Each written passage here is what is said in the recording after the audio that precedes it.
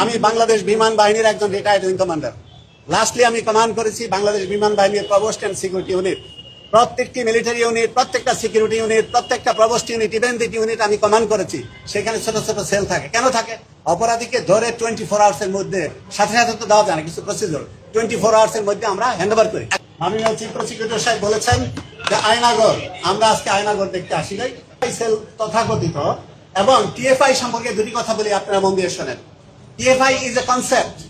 2005 সালে স্বরাষ্ট্র মন্ত্রণালয় একটি পত্র বলে টিএফআই একটা টিম গঠিত হয়েছে। TFI is not a particular place, এটা কোনো সুনির্দিষ্ট স্থান নয়। এবং বিভিন্ন এজেন্সি মিলে একটা টিম হয়েছে, সের মধ্যে সিআইডি আছে, এসবি আছে, সম্ভবত ডিজিএফআই আছে। সেইখানে র্যাবকে দায়িত্ব দেওয়া হয়েছে শুধু সাচিবিক দায়িত্ব পালন করার জন্য, secretarial task. And therefore TFI বলতে নির্দিষ্ট কোনো জায়গা নাই, it can be anywhere throughout the entire country. এটা আমার কথা। আয়নাগর বলতে আমরা আজকে কিছু দেখতে আসি নাই। আয়নাগর নামের শব্দটার সাথে আমি র্যাবের 7 জন অফিসারের, ডিফেন্ডিং অফিসার, ডিফেন্স লয়ার, আমার মেজবা ভাই 3 জনের ডিফেন্স লয়ার, আমরা 2 জনে এখানে উপস্থিত আছি। টিএফআই আবারও বলছি যে concept is not a place, এবং RAB was not responsible for that. RAB was only responsible for giving secretarial job. আমি মনে করি সাংবাদিক ভাই বোনদের এটা আমি ক্লিয়ার করতে পেরেছি। তারপর যে শব্দটি বলা হয়েছে আয়নাগর ইজ নট কারেক্ট। আর্টিকেল 33 এর কথা বলেছে। আর্টিকেল 33 কে একটা গুড সিটিজেন, এটা জানার জন্য লয়ার হইতে হবে, নট নেসেসারি। আপনারা সবাই জানেন। কোন সাংবাদিককে আমি দেখেছি আমার থেকে ভালো জানে। আর্টিকেল 33 তে বলা হয়েছে যে অ্যাকিউজড যখন অ্যারেস্ট করাবে to be produced within 24 hours. আমার কাছে যে ফর্মাল চার্জশিট গুলো এসছে, আমি যখনই দেখেছি কাগজপত্রের মাধ্যমে, সবগুলা 24 আওয়ার্স এর মধ্যে ল এনফোর্সিং এজেন্সি অথবা কোর্টে চালান দেওয়া হয়েছে।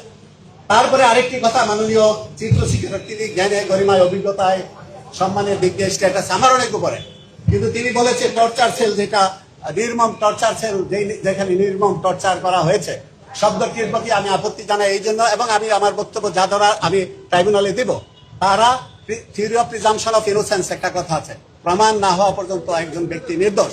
তিনি কিভাবে বলেছে আমি জানি না যে নির্মম টর্চার করা হয়েছে। It is subject to proof by the honourable court. এটা মনে করার কোনো সুযোগ নাই। আমি এই জায়গাটা আগেও ভিজিট করেছি, আজকেও করলাম। এখন এটার যা বক্তব্য আমি আমার যা বক্তব্য আমি ট্রাইব্যুনালে দিব। তবে একটি কথা বলি আপনাদেরকে, প্রত্যেকটা সিকিউরিটি ইউনিট, আমি বাংলাদেশ বিমান বাহিনীর একজন রিটায়ার্ড উইং কমান্ডার। লাস্টলি আমি কমান্ড করেছি বাংলাদেশ বিমান বাহিনীর প্রভোস্ট এন্ড সিকিউরিটি ইউনিট। প্রত্যেকটি মিলিটারি ইউনিট, প্রত্যেকটা সিকিউরিটি ইউনিট, প্রত্যেকটা প্রভোস্ট ইউনিট, ইভেন দিট ইউনিট আমি কমান্ড করেছি। সেখানে ছোট ছোট সেল থাকে। কেন থাকে? অপরাধীকে ধরে 24 আওয়ার্স এর মধ্যে, সাথে সাথে তো দেওয়া যায় না, কিছু প্রসিডিউর, 24 আওয়ার্স এর মধ্যে আমরা হ্যান্ড ওভার করি। এখন প্রশ্ন হলো যে আমি 24 আওয়ার্স এর বাইরে দিয়েছি কিনা, এখানে কিছু এক্সেপশন আছে আইনের, সেটা এখন এইটার ব্যাপারে আমি কিছু বলবো না। আমি যা বলার আদালতে বলবো। আমি বলি, এখানে গুম কমিশন হয়েছে, আপনারা জানেন।